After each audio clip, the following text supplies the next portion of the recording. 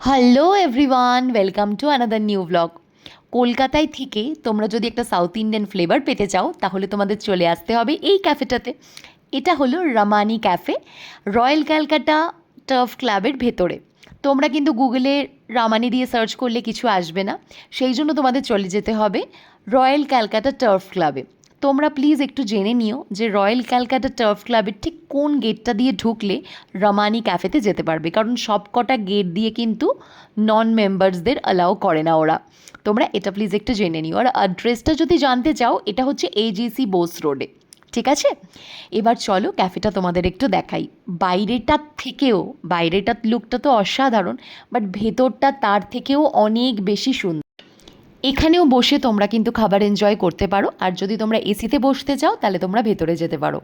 আর interior নিয়ে কী বলবো, খালি একটু দেখো, এত স্টাইলিশ ডিজাইন, এত স্মার্ট লাইটিং, এত beautiful colour, everything is so beautiful and so perfect, so Instagramic. মানে ইনস্টাগ্রামের ছবি, রিল, ভিডিওসের জন্য একদম একদম আইডিয়াল প্লেস।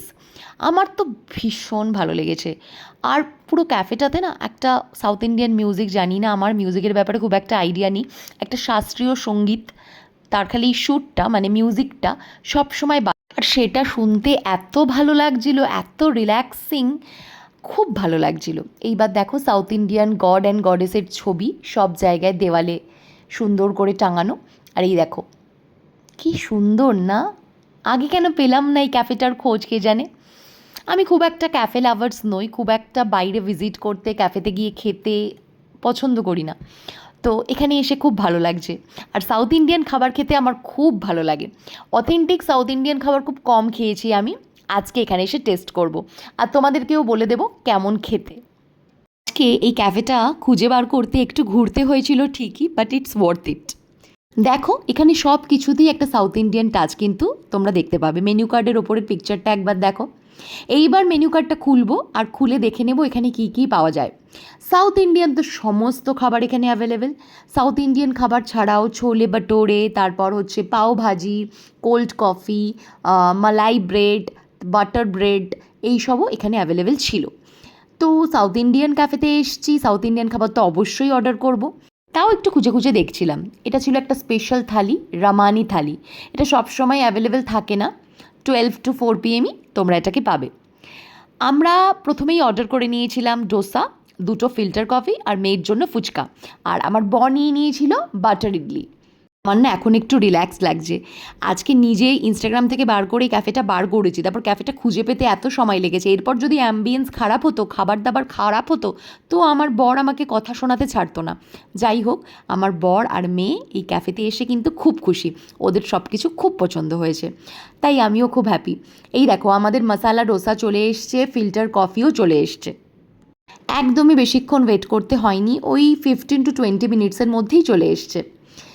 আর আমার মেয়ের জন্য আমি একটা অর্ডার দিয়েছিলাম ফুচকা, সেটাও দেখো এসে গেছে। দু ধরনের জল দিয়েছে, ওয়াও। আর এই আলুটা কেন কি জানি না, আমি সাউথ ইন্ডিয়ান ফুচকা কখনো খাইনি, সাউথ ইন্ডিয়াতে হয়তো এভাবেই খাওয়া হয়। আলুটা ছিল ভীষণ ঠান্ডা, মানে পুরো ফ্রিজ থেকে বার করে দিয়েছে। ওকে একটা খাওয়ানোর আগে আমি একটা নিজে টেস্ট করব বলে নিলাম। ও দিতে চাইছিল না, বাট আমি বললাম একটা আমাকে অন্তত টেস্ট করতে দে, খেয়ে দেখি কেমন ফুচকাটা খেতে। অনেক দিন বাদে ফুচকা খাচ্ছি, খেয়ে দেখলাম ফুচকাটা কিন্তু খুব ভালো খেতে। বাকিগুলো সব আমার মেয়ে খেয়ে নিল, কিন্তু আলুও খেলো না, জলও খেলো না, শুধু শুধু ফুচকাগুলো সব খেয়ে শেষ করলো। লাস্টে বসে বসে আমি আলু আর জলগুলো খেলাম। ওকে জিজ্ঞেস করলাম কেমন খেতে, ও বলল খুব ভালো। আমার বরের বাটার ইডলিটা দেখে আমার এত লোভ লাগছিল, আমি বললাম আমি একটু টেস্ট করে দেখি এত ভালো খেতে বাটার ইডলিটা, খুব খুব খুব ভালো খেতে। ইভেন আমার ডোসাটার থেকেও এটা বেশি ভালো খেতে ছিল। তো আমি আর লোভ সামলাতে পারলাম না, আমি বললাম ঠিক আছে আমার জন্য আরেকটা ইডলি অর্ডার করে দে। এরপর অর্ডার করে নিয়েছিলাম একটা ঘি পড়ি ইডলি। পড়িটা কিছুই না, একটা স্পাইসি পাউডার, যেটা নাকি roasted lentils, red chillies, sesame seeds আর ঘি দিয়ে বানানো।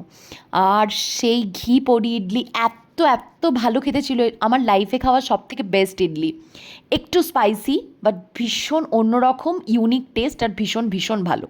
তারপর যা হয়, যেখানে মেনু কার্ডে আমি হচ্ছে হট গুলাব জামুন দেখি, আমি নিজেকে রেজিস্ট করতে পারি না।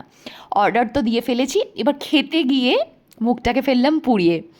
4 বার গুলাব জামুন খাওয়ার শট নেওয়ার জন্য ভিডিও করছিলাম, 4বারই মুখ পুড়ে গেল। হয়তো মাইক্রোওয়েভে বেশি একটু গরম হয়ে গেছে। ওটাকে প্রায় 15 to 20 মিনিটস ধরে ঠান্ডা করে খেলাম, তাও কিন্তু পুরোপুরি ঠান্ডা হয়নি, সেই গরমই ছিল। সে যাই হোক, কিন্তু টেস্ট ওয়াইজ কিন্তু খুব খুব ভালো ছিল। সে ফিল্টার কফি বলো, মশালা ডোসা বলো, তারপর ইডলি বলো, ফুচকা বলো, সব কিছুর টেস্ট ছিল সুপারব। আর প্রাইসের কথা যদি জিজ্ঞেস করো, প্রাইস কোয়াইট রিজনেবল। আমরা কী কী খেয়েছি তোমাদেরকে তো সব শেয়ার করলাম। তাতে আমাদের বিল হয়েছিল 1180 ট্যাক্স নিয়ে। এরপরে এটা একটা কী জিনিস দিয়েছিল জানি না, পানের মতো খেতে, কিন্তু খেতে কিন্তু এটাও খুব টেস্টি ছিল। খাবার তো খাওয়া হয়ে গেছে, এবার বাইরে বেরিয়েছি, ভেবেছি কিছু পিকচার্স নেব, কিছু ভিডিওস নেব। তো বরকে ডাকতে যাব, দেখি একটা ইম্পর্ট্যান্ট কল চলে এসছে, বাইরে চলে গেছে। আমি বললাম ঠিক আছে, মেয়ের সঙ্গে একটু ঘুরি। সিঁড়ি দিয়ে উঠছিলাম, সিঁড়ি দিয়ে নামছিলাম। ইভেন মেয়েকে বললাম কিছু পিকচার্স ক্লিক করে দিতে, ও খুব সুন্দর সুন্দর পিকচার্স আমার ক্লিক করে দিল। যাই হোক, overall my experience is very very good, highly recommended একটা ক্যাফে। আজকে সকালবেলা ইভেন আমি ফেসবুকে এই ক্যাফেটার কিছু পিকচার্স পোস্ট করেছিলাম, তাতে অনেকে আমাকে পার্সোনালি ডিএম করেছো, অনেকে কমেন্ট সেকশনেও জানতে চেয়েছো এই ক্যাফেটা কোথায়, কিভাবে যেতে হবে। তো তোমাদেরকে তো অ্যাড্রেস বলেই দিলাম, তোমরা কিন্তু অবশ্যই এসো। আর তোমাদের যদি ছোট বেবিস থাকে আর তারা যদি পেট লাভার্স হয়, অ্যানিমাল লাভার হয়, তাহলে এখানে এসে অনেক হর্স কিন্তু দেখতে পারবে।